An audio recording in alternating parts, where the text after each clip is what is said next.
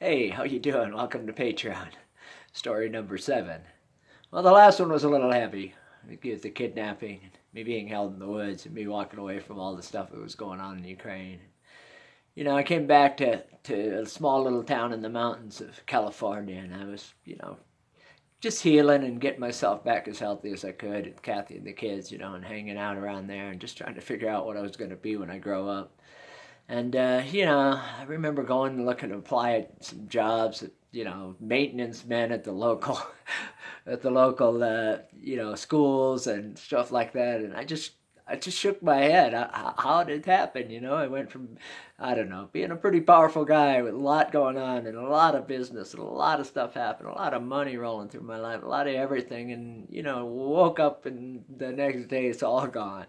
I mean, there was actually no going back. I couldn't get in. I had my secretary take some of the stuff that I had because I had a lot of furniture and a lot of things in different apartments. And, I tried to hold it together from a distance, but it was impossible.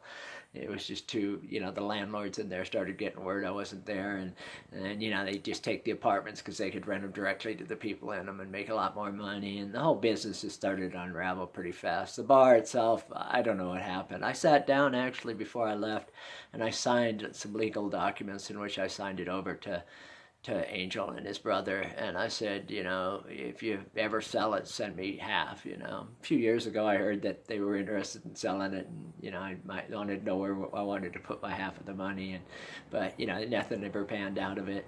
And I kept in touch with my secretary for a while after that, but I just felt like it was kind of a past that I just didn't want to relive, and I just kind of moved away from it pretty fast.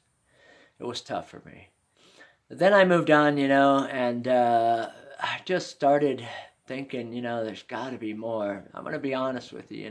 I started drinking, and I drank pretty heavy just because I felt so lost. I had so much going on. I mean, imagine flying in and out of Russia every month, running a real estate empire, a bar, all my businesses, everything I had going on, all my employees, and then you wake up in the morning and you just get a cup of coffee and go sit on the porch and you wonder what's going on with life. And, nowadays in my life, I realize that was probably the best time of my life, sitting on the porch with my cup of coffee with nothing to do. That's a good way to be. But I, had a rough time. I had some rough stuff go on. Kathy and I started not getting along real well because I was just down on myself. I wasn't happy. I wasn't a happy camper. I wasn't fun to be around, And finally, it just came to the point where we decided it might be best if we separated, and that was tough. I've been married almost 20 years, but I was a disaster. I felt that way. I just didn't want to be around and make her miserable and have the kids listen to me be an asshole and fight with her and have problems. And so, I left. And I was gone for a while, and it just became clear that I needed to sort things out. The day I left, I quit drinking, and I got a really good job with a big company, and I got myself a little place with a little old lady, and she had a guest house in the back and just loved me to death. And it was nice. It was quiet and calm and peaceful, and I felt, it was simple in my life. And my job I had kept me pretty busy. I was, running a small company.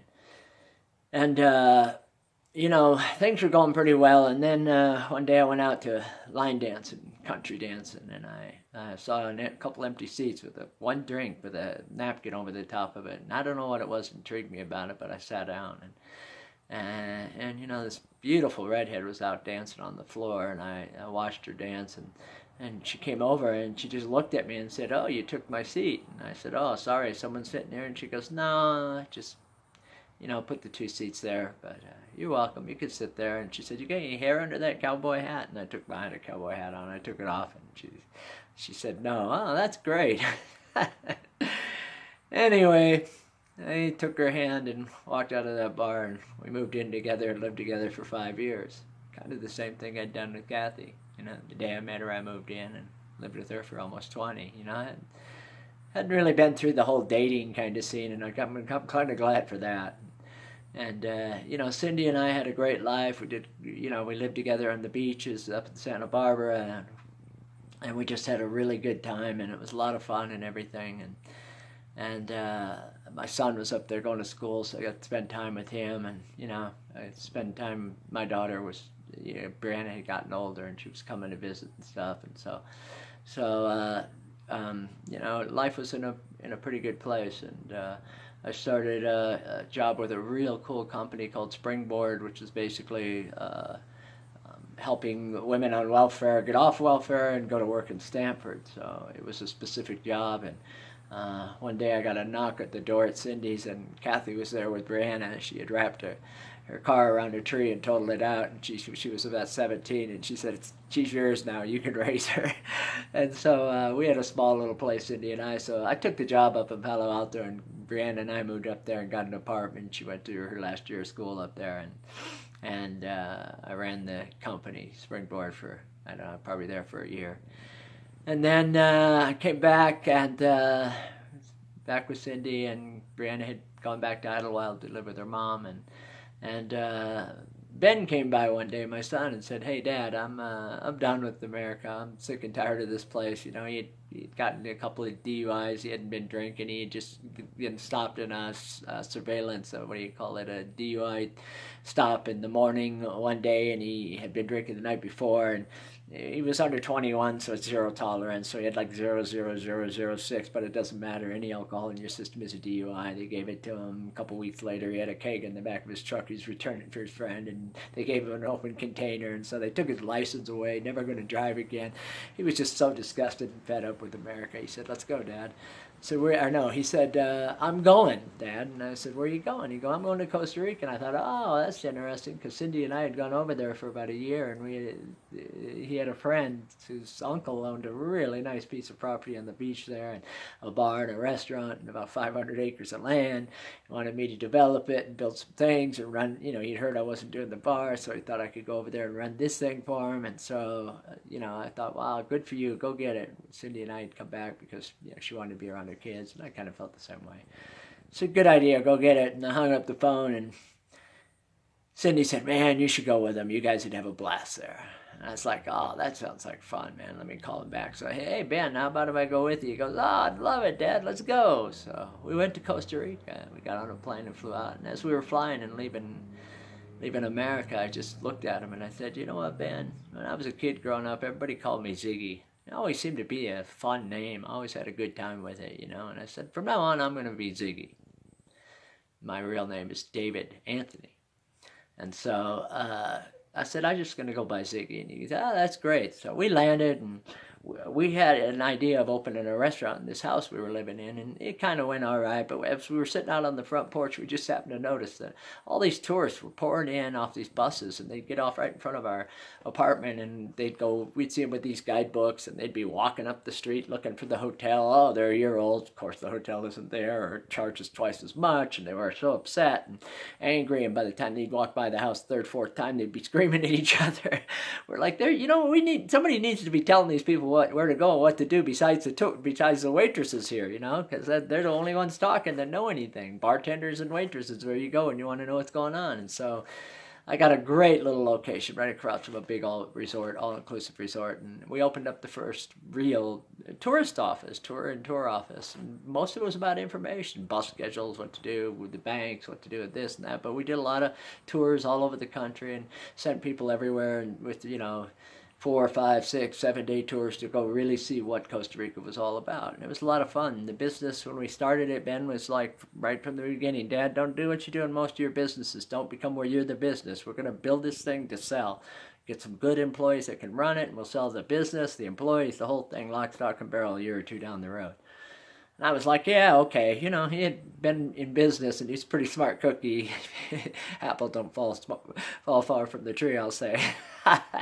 But he was right, and so he just kept the records and kept everything really cool. And about a year and a half down the road, he goes, "It's time, Dad, let's sell it." And I was like, well, I don't know. We don't have a lease on this place, We're doing good. We're making good money. But he goes, "No, I know exactly what it's worth. 2.7% times of the gross sales of da-da-da-da-da." And he said, "We're worth $80,000. And I'm like, "You're nuts." No, he said, $180,000. That's what he said. And I said, "Oh, there ain't no way." He goes, "Well, I just listed it in this business site in America." Within a week, we had 22 people offer to buy our bar. We had 3 people fly in the next week, and they all made us full price offers. We picked a father and son that were a lot like us, and we sold the business. And I walked out of that office when we signed the contract with those guys, shaking my head. I was so proud of my son. I was like, are you kidding me? How come I never figured this stuff out? That was really easy. And, and so we ended up, we ended up going down and buying a bunch of lots on the beach in Costa Rica, and we built some houses. And the rest of the story I'll save for the next video, and I really appreciate you coming here and supporting me. But, I wanted to lighten things up after that last video I put up about the kidnapping, because, things get you down sometimes, but you got to figure out a way to pick yourself up, dust off. I always tell everybody, I got this bald spot on the back of my head from every time I thought I was doing something, everything looked good, so I'm going to pull the rug out from under me, I'd go down on my head, and I'm so worn out from the number of times things have caught me off guard, and I've fallen down. The secret for me has always been just get up, quit. Don't lay there very long, man. Otherwise you'll get in the whiny, cryy, complaining, blaming state, and that doesn't do anybody any good. Just dust yourself off. Move forward. Forget about what happened. Move into the future with knowing that, you're a good guy. You know what you're doing. You'll land on your feet. You'll figure it out. You'll find your way through it all, And I think a lot of us are in that point right now in our life where it's time to realize that the best is yet to come. I'm going to tell you more about that in the future. But I love you all, and I appreciate you all for being here and supporting me. You all have a great day. Namaste. You have a great week. And have a great life. Appreciate y'all. Bye.